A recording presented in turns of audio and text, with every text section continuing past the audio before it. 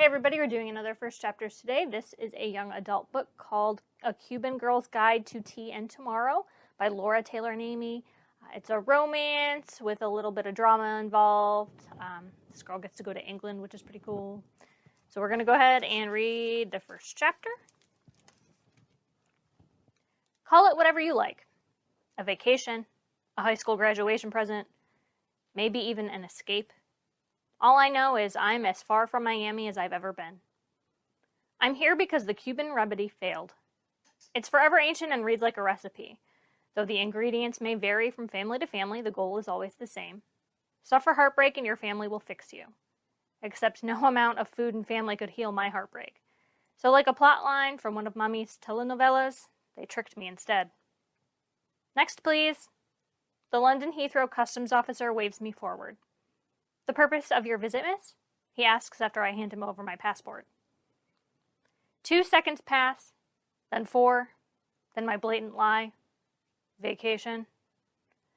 I keep quiet because one of my summer hosts, Spencer, is waiting, and me getting hauled into secondary screening sits right up there with teeth pulling and gyno exams.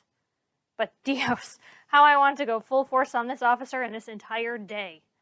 I barely resist leaning close to his dapper blue customs uniform and snarling, I am here because not only did my most beloved abuelita die, but within 2 months of her death, my best friend abandoned me, and my boyfriend of 3 years dumped me right before prom. I call it the trifecta. Apparently, I wasn't getting over it all fast enough, so my family sent me here to cool down. I didn't want to come to your England, but my mommy pulled out her greatest trick of all, even more powerful than guava pastries and other common Cuban heartbreak remedies. She pulled out abuela. So to answer your question, I have no purpose for being here. Thwack. The officer stamps my passport and slides it toward me. Enjoy your stay. Not bloody likely. 2 hours later, after a near-silent bus ride followed by a totally silent cab ride, the driver drops us off at a place I've only seen in pictures. Unfortunately, they forgot to add sunshine. I'm shivering under a bland sky as Spencer wrestles my 2 large suitcases from the trunk. So this is Winchester, Hampshire, England. I cross the narrow street and approach the Owl and Crow Inn. Like many of the buildings we passed in town, the Owl and Crow looks like something straight out of a Jane Austen novel. The massive wedding cake of orangey red brick towers over the neighborhood. Climbing ivy twists from the portico, traveling around the 3-story inn with avenues of green veins. History. This place bleeds it. Nothing in Miami is this old. Not even Senora Cabral, who still hobbles into my family's bakery every Monday, and was 10 vieja before my parents were even born, is this old. Spencer Wallace rolls my bags under a rose-draped arbor. Seeing Spence here instead of in Miami when he's visited with his wife and son makes me realize how much his entire look blends into his brick-and-mortar inn. Newly graying red hair, tight goatee and mustache combo. He even wears a heavy tweed blazer. And it was this, the first glimpse of my distant family member at the airport, that made my journey even more surreal than when I boarded my flight. Mommy and Poppy have sent me to a foreign country where men wear tweed blazers. In June. Come along then, Leela, Spencer says from the doorway. Kate should be back from the physio by now. Nice and toasty inside. He bumps into my shoulder when he shuts the door behind us. Sorry, he says, and casts another concerned glance at my traveling outfit, the same one he's been side-eyeing since I exited customs.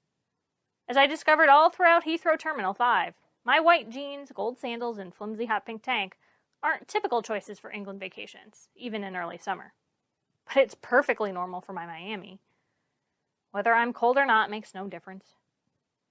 Inside the inn, the air is warm but not stuffy and scented with butter and sugar. I breathe in the elements and try to keep them there. The familiar smells are as much home as I can have right now.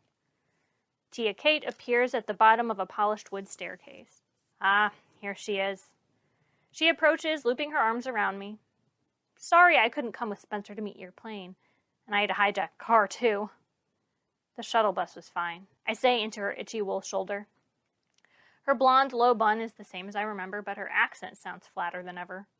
Is this what 25 years in England does to a Venezuelan woman, born Catalina Raquel Mendoza? Here in this Hampshire medieval town with this husband, she is Kate Wallace. Look at you, almost 18. Kate steps back, furrowing her brows. Let's get you into the parlor for tea while Spence takes up your bags. There's a fire going, and I can get you a sweater before you unpack. That thin blouse. We don't want you to catch cold. My chest tightens around my heart, and then it happens. Here in the cozy owl and crow foyer with weathered wood planks beneath my sandals and tall canisters filled with pointy umbrellas at the door, it didn't happen at Miami International when I wore an unbreakable scowl, even as I gave obligatory kisses to mis padres and my sister Pilar. It didn't happen as I watched the stardust lights of my city disappear behind the jumbo jet wing. I didn't cry then. Wouldn't. But Catalina, Kate Wallace, gets me good right here, and I can't stop it. My eyes well, and my throat closes over a memory that won't ever let me go. Ponte un suéter, que te vas a resfriar. Put on a sweater, or you'll catch a cold. The Cuban mantra of all mantras. Tattoo it on our foreheads. Write it in indelible ink on our violet-scented stationery. Yell it at impressive volumes from windows to children eating popsicles on Little Havana streets. My abuela threw out stacks of virtual sweaters left and right. Until that cold March morning she couldn't. The coldest day of all. My hand flies up to the golden dove charm hanging around my neck, abuela's gift from 4 years ago. Kate notices, her refined features wilting. Oh, your sweet abuelita. She was such a wonderful woman, love. Love. Not mija. Not for English Kate. Abuela practically raised me, too. Kate meets my swollen eyes. I hated that I couldn't come for the funeral. Mommy understood. It's a long way. 4,380 miles. Kate webs both of her hands over my cheeks. It is a gesture so like abuela's that tears want to flow again. Tell me the truth, she says. Even though I'd just had neck surgery, your mother still found a way to blame me, right? I laugh. England hasn't stolen everything. Her pursed lips, cocked hip, and challenging eyes hail straight from the Kate I remember from the Wallace's last Miami trip. How did you guess? I love your mother dearly, but telenovela mujeres could take lessons from that one. Soap opera drama. Mommy never went to college, but she majored in drama, anyway, with a minor in extra. She also majored in doing the opposite of what's best for me. Find a seat in the parlor while I fetch the tea Polly made for us, Kate says and gestures to the archway before scooting off. I remove my black crossbody purse. The customs form peeks out from the front pocket. Enjoy your stay. I crumple the slip into the smallest ball I can manage. No so-called vacation is going to fix me.